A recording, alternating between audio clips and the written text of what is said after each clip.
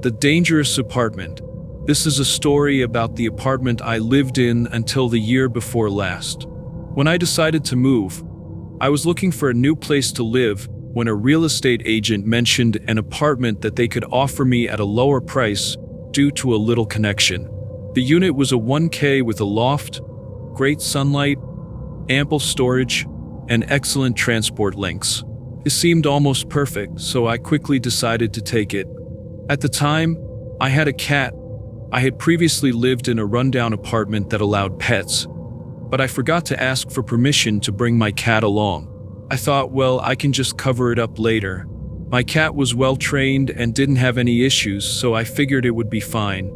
I greeted my new neighbors, explored the nearby supermarket, and finished moving in without a hitch.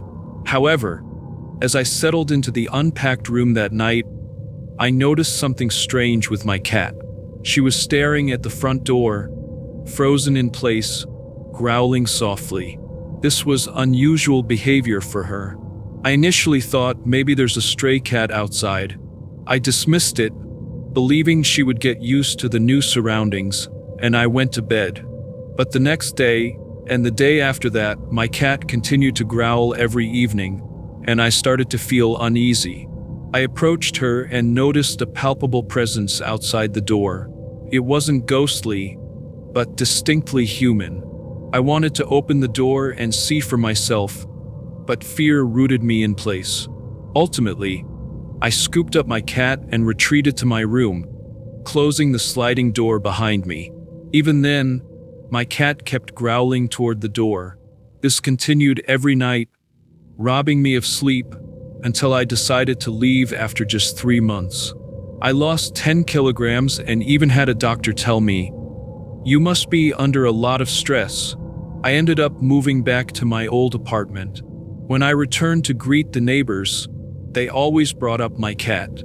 "This building doesn't allow pets, does it? Why do you have a cat? You need the landlord's permission." The landlord was angry about the cat, but I had never even taken her outside. She was neutered, and I had never heard her make a loud noise. So, I casually asked the last person, "How did you all know I had a cat?" The response chilled me. We took turns keeping watch, all of us in the apartment. Apparently, it was the landlord's directive to monitor me. Whenever I came home, someone would stand guard outside my door, and they had even been peering through my mailbox. That's how they discovered my cat.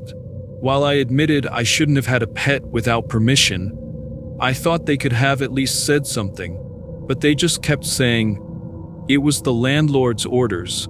As I listened, I learned they also checked my mail on the landlord's instructions. They never ripped open any envelopes, but they kept track of who sent what.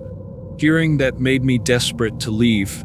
I hastily moved my moving date up from a week later to the very next day. Now, it's just a funny story, but back then, it was genuinely terrifying. I still don't understand why the landlord was checking up on me, or how the real estate agent had managed to offer the apartment so cheaply. In truth, I was too scared to look into it. I apologize for the lack of a dramatic ending. Now, though life is peaceful and free from any kind of stalking, it's clear to me now, good deals on apartments often come with hidden dangers,